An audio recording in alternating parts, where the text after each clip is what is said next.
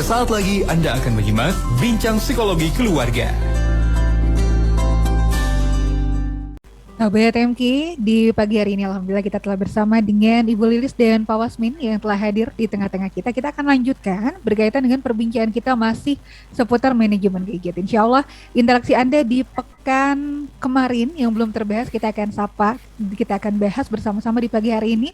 Saya akan sapa terlebih dahulu Ibu Lilis dan Pak Wasmin. Assalamualaikum warahmatullahi wabarakatuh. Bu Lilis, Pak Wasmin. Waalaikumsalam warahmatullahi wabarakatuh. Kabar baik di pagi hari ini, sehat semuanya ya? Alhamdulillah, luar biasa. Allahu Akbar. Alhamdulillah. Nampaknya tidak terasa, ternyata perbincangan berkaitan dengan manajemen gadget ini juga perlu pembahasan yang cukup panjang. Hingga sampai saat ini kita memasuki part yang keempat ya. Mungkin di awal boleh disapa terlebih dahulu sahabat MK yang menyimak di pagi hari ini, silakan. Ya, sahabat-sahabat, alhamdulillah kita bisa terus mengkaji ilmu ini, dan karena ini ilmu praktek, maka setiap setelah mendapat pembahasan, mudah-mudahan bisa mulai diinisiasi ya, pelaksanaannya mulai digagas, mulai disosialisasikan, terutama kalau yang mendengar Bapak mulai disampaikan ke Ibu, yang mendengar Ibu mulai disampaikan ke suami ya, karena rumah tangga itu kan sebuah organisasi. Betul. Dari dulu jatuh bangunnya sebuah peradaban, negara ada yang punah, tapi keluarga sebagai unit terkecil sebuah bangsa itu tetap ada. Artinya apa? Keluarga sebagai unit terkecil organisasi, sebagaimana organisasi yang lain, maka butuh diorganisir, butuh dikelola. Nah, berhubungan dengan manajemen gadget ini, ternyata mau tidak mau kita sebetulnya sedang mengelola, memanage keluarga, gitu. Karena banyak orang tua yang tidak bisa memanage gadget anak karena problem-problem manajemen yang lebih luas. Problem-problem manajemen sebelumnya juga tidak terlaksana. Dan bagi orang tua yang sudah melaksanakan manajemen keluarga, ketika dapat pembahasan manajemen gadget, tinggal menambah program satu lagi aja, gitu kan. Tapi yang sebelumnya nggak ngerti ilmu manajemen, keluarga dianggapnya sebagai sebuah organisasi yang berjalan otomatis gitu. Alamiah apa adanya. Ikut air mengalir.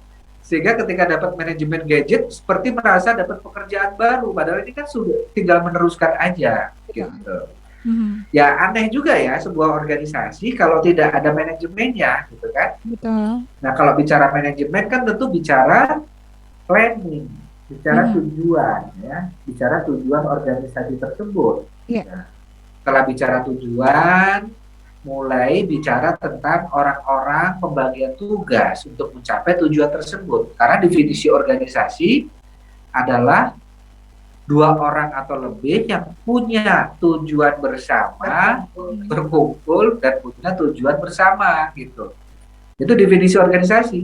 Iya, betul. Dua orang atau lebih yang berkumpul memiliki tujuan bersama. Artinya apa? Kalau sebuah keluarga organisasi, tujuan bersamanya sudah ada belum, kan? Gitu. Jangan-jangan dianggapnya keluarga ngumpul tujuannya cuma bikin anak doang. Atau ya itu efek samping dari bikin anak, kasih makan doang kan, nggak ada tujuan-tujuan lain. Kayak kemarin tuh menarik juga ya, ketika kita bahas manajemen gadget, akhirnya kita larinya ke bahas fungsi keluarga ya. Bahas fungsi keluarga. Kemarin kan ceritanya saya main ya, ketemu dengan teman yang lebih muda yang baru mau nikah ceritanya kan, baru mau nikah gitu. Dan ketika dia cerita karena kebetulan dia juga guru, dia masih muda ya gitu, baru ngajar gitu. Dia cerita ke saya kalau sangat tercerahkan gitu dengan ceramah seorang ustadz yang berceramah tentang fungsi ayah gitu. Biasanya dia kalau ada ceramah-ceramah suka ngantuk gitu. Tapi ini ketika ceramah fungsi ayah, dia penceramahnya juga memang kelihatan bagus juga gitu. Dia tertarik sekali gitu. Tapi saya curiga, karena kamu mau nikah aja nih sebentar lagi, saya tertarik dengan tema-tema gitu. Iya. Kebetulan kan kamu guru, jadi temanya tertarik dengan tema pendidikan. Jadi kan fungsi ayah dalam pendidikan anak, ya iyalah pasti tertarik. Hmm. Tersadarkan banyak hal gitu. Terus kemudian saya kejar dengan pertanyaan tambahan. Pertanyaannya ketika kita mau memimpin keluarga, tujuannya emang hanya masalah pendidikan anak saja. Visi visi keluarga itu hanya pendidikan anak Hmm. gitu. Ya, dia ngahulang emang ada visi lain gitu. Ya ada dong. Visi membangun keluarga itu visinya bukan hanya pendidikan anak, tapi ada visi lain gitu. Coba visi yang lainnya apa coba. Dia ngahulang gitu. Apa ya? Ya. Apa ya?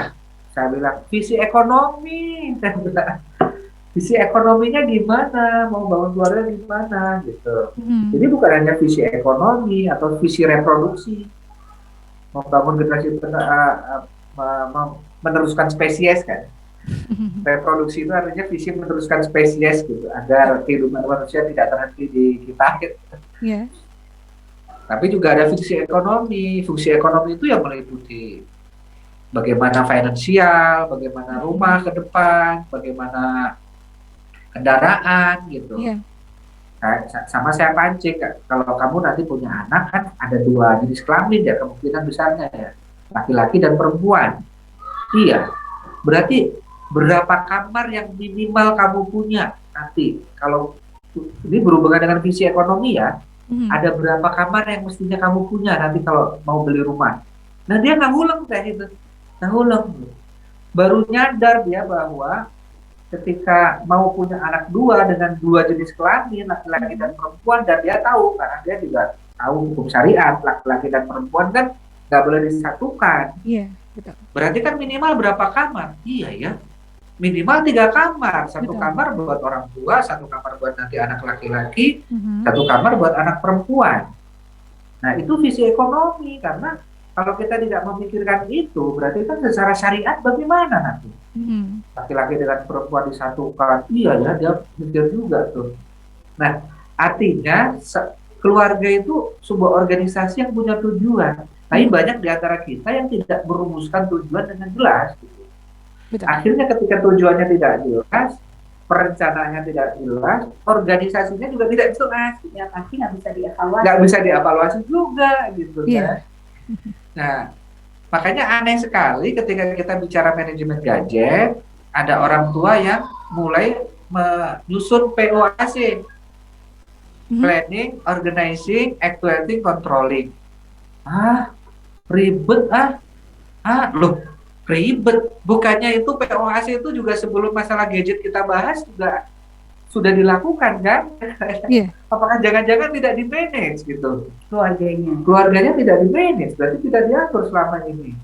Mhm. Tidak ada perencanaan mau kemana, pengorganisasian. Kalau ingat pengorganisasian itu langsung ingat tubuh kita ini kan ada organ-organ ya.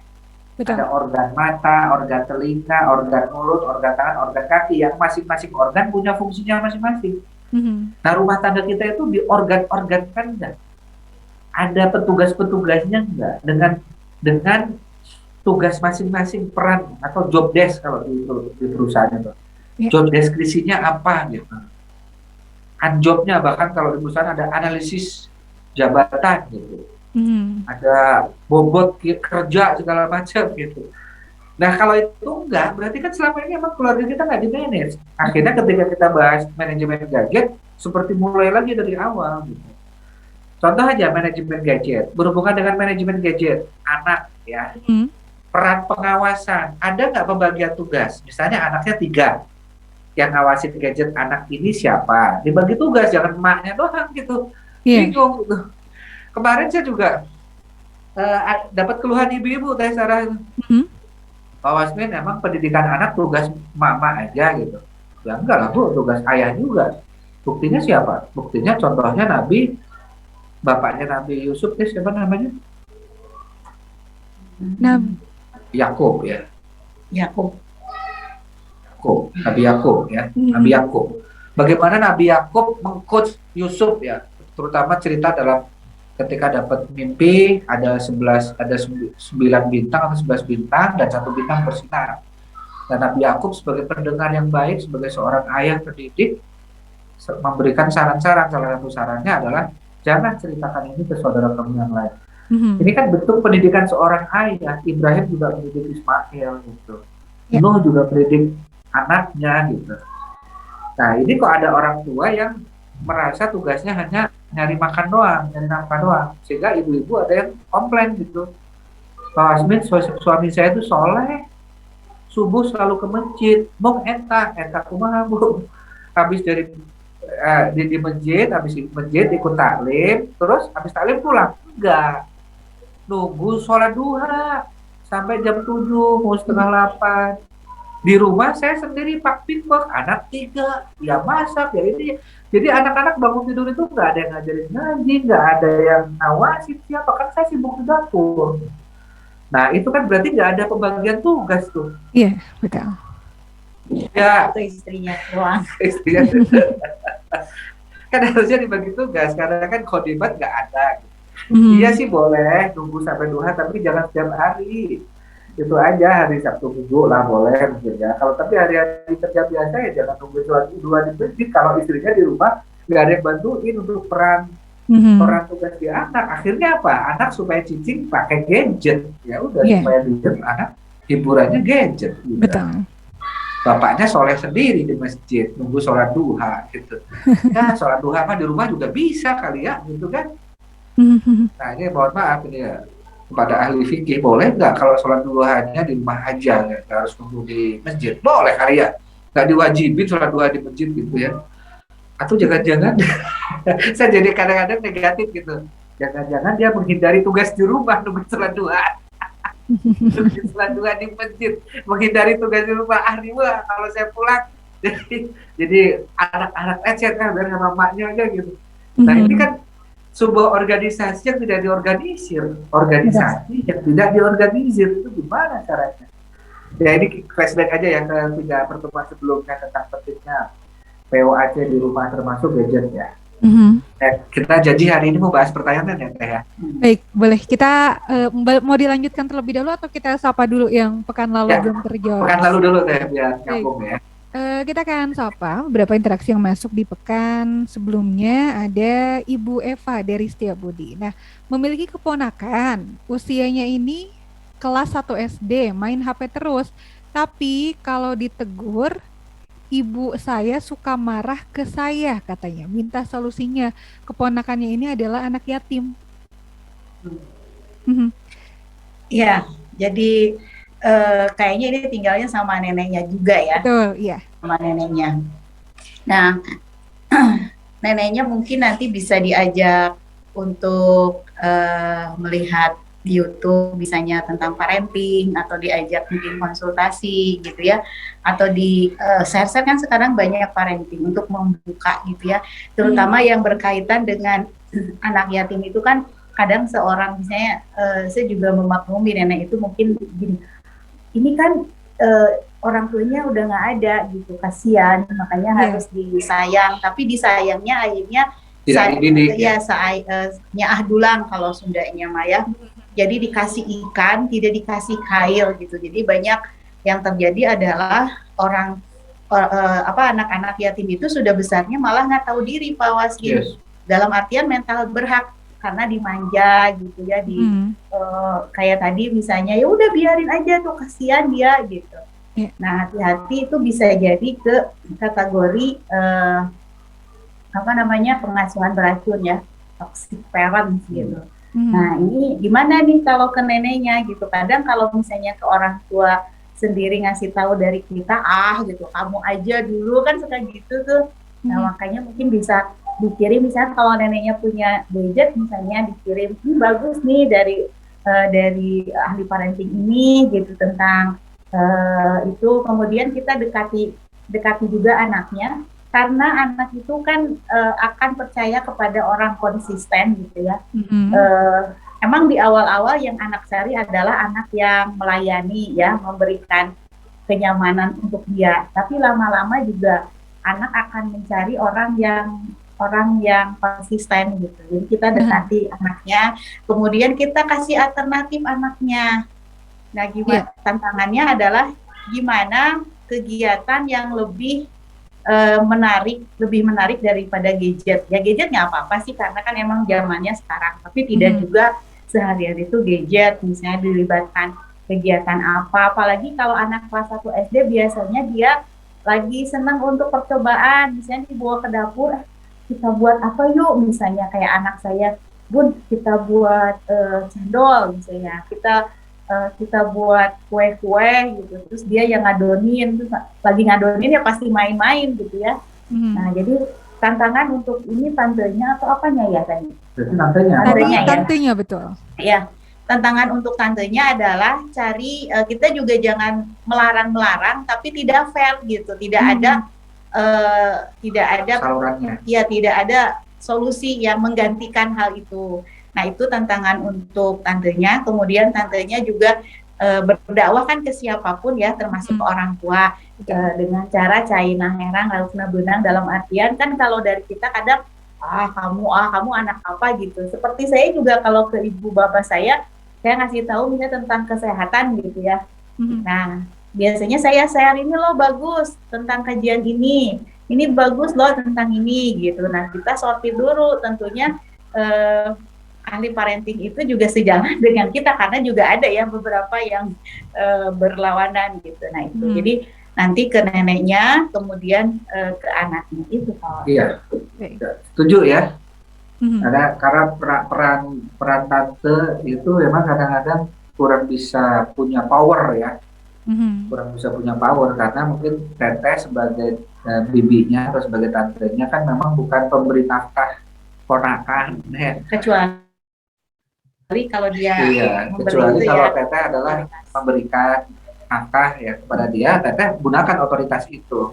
Misalnya teteh ngasih uang jajan atau apa, nah gunakan itu sebagai token ekonomi yang waktu itu Bu Lilis pernah bahas kan. Ya tidak diberikan kalau sebelum mengerjakan tugas, tidak berikan kalau sebelum ngumpulin proyek apa gitu ya. Tapi kalau emang teteh nggak ngasih secara ekonomi, finansial ke dia, emang jadinya powernya kurang. Betul tadi kata Bu Lilis, karena power kita sebagai bibinya kurang, karena kita yang bukan ngasih nafkah atau kita tidak ada sesuatu yang membuat dia mendengar kita, berarti yang kita pengaruhi adalah orang yang berpengaruh di situ di keluarga itu, yaitu neneknya. Tadi dengan memberikan konten-konten, sampaikan juga bahwa manajemen gadget ini boleh sampaikan juga ke nenek gitu. Gadget itu kekuatannya luar biasa loh, nih. Harus diatur, harus dikelola. Kalau nggak dikelola itu bisa jadi bumerang. Terus nanti neneknya penasaran kan, dikelola itu gimana? Ya dikelola, direncanakan, dibagi tugas, dilaksanakan, dievaluasi. Direncanakan itu apa? Direncanakan itu artinya apa tujuan gadget itu? Untuk belajar, untuk hafal Quran, untuk apa? Perencanaannya untuk sekolah, untuk main game, berapa jam, untuk buat karya, gitu. Nah itu berapa jamnya itu dikelola, diatur. Hese anaknya juga suka nakal. Nakal nanti kan nenek didengar, berarti nenek yang ambil gadgetnya sebelum itu. Udah. Nah kalau kayak gitu, terus aja kan namanya juga lagi dakwah kata tadi ya. Disadarkan terus. Sambil teteh juga punya penghasilan. Kalau teteh ini yang nanya ini sudah punya penghasilan atau belum? Kalau sudah punya penghasilan, bisa tuh dengan teknik reward. Kalau kamu ini nanti dapat loh dari teteh hadiah ini. Kamu pengen apa coba? Pengen pulsa? Nanti teteh isiin pulsa. Tapi kamu bikin karya dulu dari handphone kamu gitu. Itu ya. Baik, itu untuk sahabat kita Ibu Eva yang sudah bergabung di pagi hari ini. Insya Allah interaksi lainnya kita akan simpan terlebih dahulu. Setelah jeda kita akan sapa Bu Lilis, Pak Wasmin, dan tentu masih ada kesempatan untuk Anda sahabat MK yang ingin bertanya terkait dengan manajemen gadget. Anda mungkin sudah mulai mencobanya dan ada hal-hal yang ingin Anda tanyakan di pagi hari ini. Sahabat MK, Anda yang mungkin sudah sejak lama ingin menguasai skill hipnoterapi sahabat MK sebagai cara untuk membantu mengatasi penyakit pikiran, trauma, begitu ya, cemas, fobia, depresi, serta berbagai gejala psikosomatis lainnya, Anda bisa mengikuti kegiatan hipnoterapi certification workshop. Anda bisa hubungi 0811 225 002 0811 225 002.